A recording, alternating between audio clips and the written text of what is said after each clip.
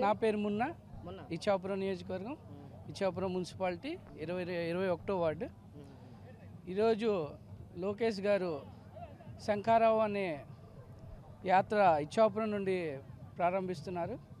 ఈ ప్రారంభం ఇచ్చాపురం అనేది వాస్తు ప్రకారం ఈ రాష్ట్రానికి చాలా మంచి నియోజకవర్గం. ఇలాంటి నియోజకవర్గం నుంచి స్టార్ట్ చేయడం నిజంగా ఇచ్చాపురం ప్రజలందరికీ, ముఖ్యంగా ఇచ్చాపురం బెందాలం బాహుబలి శ్రీ అశోక్ గారికి ఎంతో శుభసూచకం. ప్రస్తుతం మన ప్రభుత్వం ఇచ్చాపురంలో, ఇచ్చాపురం కాదు రాష్ట్రం మొత్తంలో ఎంత ఇబ్బందికరంగా వాళ్ళ పాలన ఉందో దానికి మొత్తంగా ఎగ్నిస్ట్గా ప్రజలందరూ తీర్పు ఇవ్వబోతున్నారు. ఇంకొక 2 నెలల్లో ఈరోజు జరిగే శంఖారావం సభ మరో 2 నెలల తర్వాత ఇదే విజయ సభలాగా అవ్వబోతుంది. దీనికి ప్రతి ఒక్కరూ ప్రజలు, మన ఆంధ్ర రాష్ట్రంలో ఉన్న ప్రతి ప్రజలు మార్పు కోరుకుంటున్నారు. ఈ మార్పుకి మొదటి కార్యక్రమం ఇచ్చాపురం నుండే జరగబోతుంది. కావున ప్రజలందరికీ మేము ఒకటే ఉద్దేశించి చెప్తున్నాం, ప్రభుత్వాన్ని మార్చండి, మన తెలుగుదేశం ప్రభుత్వాన్ని మళ్ళీ వచ్చినట్టు చూడండి. మరి ఇప్పుడు ఉన్న వైసీపీ ప్రభుత్వం ఎటువంటి పాలన అందించలేదంట. మరి ప్రస్తుతం అయితే మొత్తం సైకో పాలన జరుగుతుందండి. ఏది కూడా అంటే 10 రూపాయలు ఇచ్చేసి 100 రూపాయలు తీసుకుంటున్నారు. ఏ విషయంలో కూడా ఒక స్టూడెంట్లో కానీ డిఎస్సి అన్నారు, ఏమీ లేదు. ఇంకొక 2 నెలలు ఉందంటే 600 పోస్టులు ఇచ్చారు. మనకి కావాల్సింది 2 లక్షల పోస్టులు, కానీ కేవలం 6,000 పోస్టులు ఇస్తున్నారు. అది ఇచ్చినా ఒక లాభం లేదు. అది కూడా ఏంటి, ఎలక్షన్ ఇంకొక 2 నెలలు ఉంది కాబట్టి ఇప్పుడు ఇచ్చేశారు. దీనివల్ల ఏం లాభం దొరికింది చెప్పండి? ఎక్కడ జాబ్ క్యాలెండర్ అనేసి గత 4.5 సంవత్సరాల నుండి చెప్తున్నారు, ఒక్కరోజు కూడా ఒకరికి ఎవరు. వాలంటరీ వ్యవస్థ పెట్టారు, దేని గురించి అండి వాలంటరీ వ్యవస్థ? ఆ వ్యవస్థ అనేది దేనికి పనికి రాకపోయిన వ్యవస్థ. దానివల్ల ఎటువంటి ఉపయోగం కలగదు, ఉపయోగం లేదండి. దానివల్ల ఇంకా ప్రస్తుతం జరుగుతున్న ఇంకా వాళ్ళకి ఏంటంటే గవర్నమెంట్ ఉద్యోగస్తులకి ఇంకా వాళ్ళు బద్దకస్తులు చేస్తున్నారు. అంటే గవర్నమెంట్ రెవెన్యూ వాళ్ళు చేస్తున్న పని వాలంటీర్ల చేత చేయిస్తున్నారు.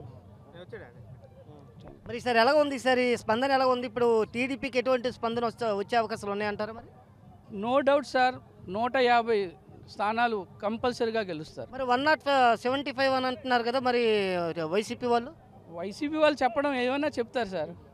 150 స్థానాలకు తగ్గకుండా టీడీపీ జనసేన పొత్తుతో గెలవబోతున్నారు. సార్ చెప్పండి సార్, మీరు ఎలా ఇప్పుడున్న ప్రభుత్వ పాలన ఎలా ఉందనుకుంటున్నారు? ఈసారి వచ్చే అవకాశాలు ఎవరికి ఎక్కువ ఉన్నాయనుకుంటున్నారు? మరి జనసేన టీడీపీ కూటమిలోన 150 సీట్లు కన్ఫామ్గా గెలబోతున్నాం. స్టార్టింగ్ ఇచ్చాపురం నుంచి పునఃప్రారంభం అవుతుంది. అయితే ప్రజెంట్ గవర్నమెంట్లో సిచ్యువేషన్ చూసుకుంటే అడ్మినిస్ట్రేషన్ ఏంటి లేదు. అడ్మినిస్ట్రేషన్ ప్రజెంట్ ఏమీ లేదు. సైకో పాలన పూర్తిగా నిర్వీర్యం చేస్తారు రాష్ట్రాన్ని.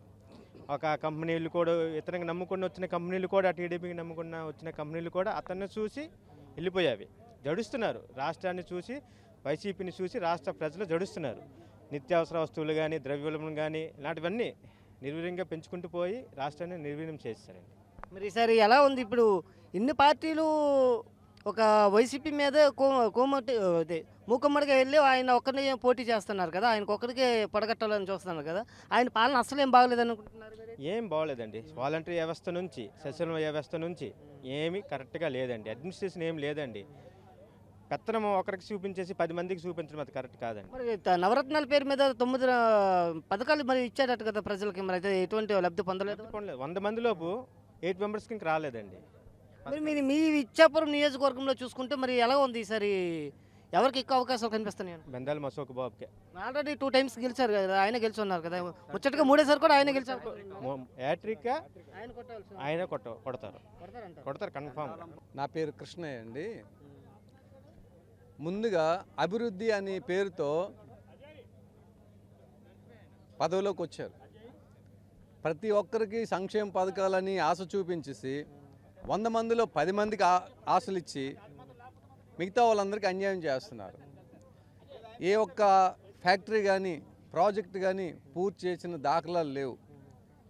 ఈయన దావోస్కి వెళ్ళి ఒక కంపెనీ తీసుకొచ్చే కెపాసిటీ కూడా లేని సీఎం ఎవరు అంటే ఈ జగన్మోహన్ రెడ్డి.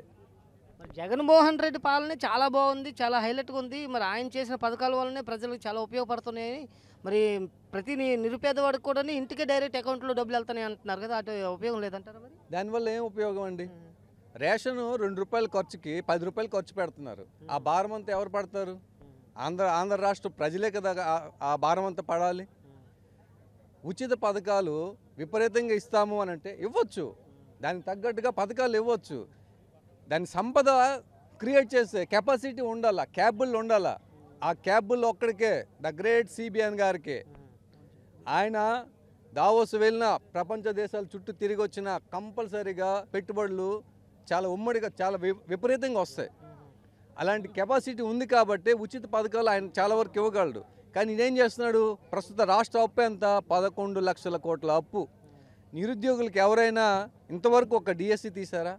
నిరుద్యోగులకు ఏమైనా ఉద్యోగాలు వచ్చాయా? వాలంటీర్ వ్యవస్థ ఏంటండి అది? మా పార్టీ జగన్ ఆయనే స్వయంగా చెప్పాడు, మా పార్టీ కార్యకర్తలే అని. అంటే ఆ ₹5,000 ఇచ్చి వాళ్ళ జీవితం నాశనం చేస్తున్నాడా? డిగ్రీలు పీజీలు చేసి వాలంటీర్ ₹5,000 ఉద్యోగం చేస్తారా?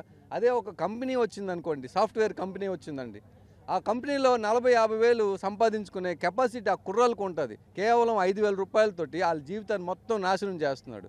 ఫర్ ఎగ్జాంపుల్ మందు తీసుకోండి, ఏమన్నా ఫోన్పేలు కానీ స్క్రాచ్ కార్డ్స్ కానీ ఏమైనా ఉన్నాయా? బై క్యాష్ ఏమన్నా నాణ్యతగా ఉందా? దానికి తాగి బానిస అయిపోయి ఎవరో 100 మందిలో ఒక 5 మందో 6 మందో జై జగన్ అంటున్నారు. కానీ మిగతా వాళ్ళందరూ నిరుద్యోగులు కూడా చాలా అసంతృప్తిగా ఉన్నారు. మరి మనం పక్క రాష్ట్రం ఒరిస్సాతో పోల్చుకుంటే మన రాష్ట్రానికి ఇప్పుడు ఎలాగా పక్కనే ఉంది కదా, మీ నియోజకవర్గం పక్కనే, మహా అయితే 1 కిలోమీటర్ దూరంలో ఉన్నారు. ఆ రాష్ట్రానికి మీకు పోల్చుకుంటే ఎంత తేడా ఉందనుకుంటున్నారు మీరైతే? ఫర్ ఎగ్జాంపుల్ అండి, మన ఇచ్చాపురంలో నాకు తెలిసి 2 వీలర్స్ కానీ 4 వీలర్స్ కానీ బైక్స్ కానీ ఆల్మోస్ట్ ఒరిస్సాలో వెళ్ళి ఆయిల్ కొట్టించుకొని వస్తారు, ఫుల్ ట్యాంకులు చేసుకొని వస్తారు. అంటే ఇక్కడ మన ఆంధ్రప్రదేశ్లో అయితే కొట్టించుకోరు. మరి ఇక్కడైతే ₹11 తేడా ఉంటే ₹1 కిలోమీటర్ దూరం ఒరిస్సాలో కొట్టించుకుంటారు. కానీ ఇక్కడ ఎవరైనా కొట్టించుకుంటారా? ఎవరు కొట్టించుకోరు. అధికారంలోకి రాకముందు జగన్మోహన్ రెడ్డి గారు ఏం చెప్పారు? అన్ని బాధుడు అన్నారు. ఈయన చేసేది ఏంటి? దానికి పేరు కూడా పెట్టలేం, అంత ఘోరమైన పరిపాలన, ఈ సైకో పరిపాలన.